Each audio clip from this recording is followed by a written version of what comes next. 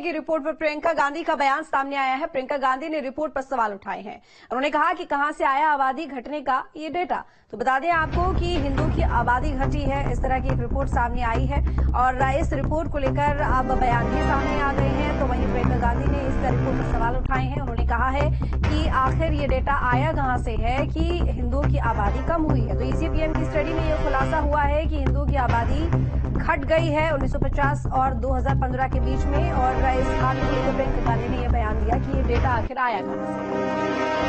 BHP नेता सुरेंद्र जैन का बड़ा बयान। भारत में मुसलमानों की आबादी घट रही है।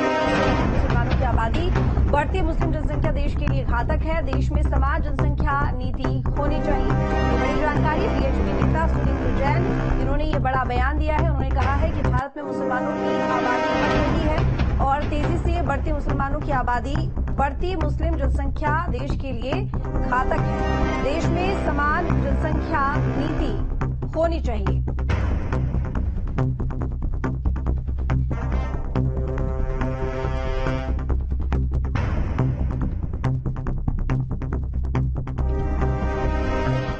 भारत की आबादी के बारे में एक अध्ययन दल की जांच रिपोर्ट बहुत चौंकाने वाली है।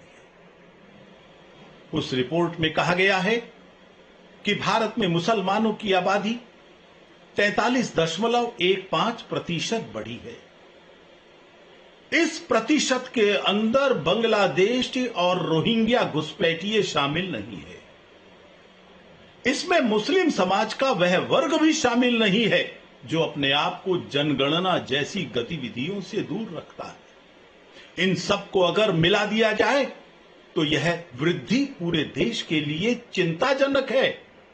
और यह और भी ज्यादा चिंता बढ़ा देती है जब हम यह देखते हैं कि हिंदुओं की आबादी घट रही है।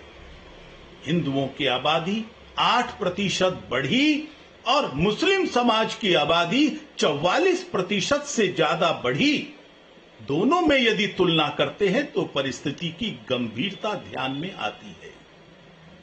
मुस्लिम समाज की बढ़ती हुई संख्या, उनमें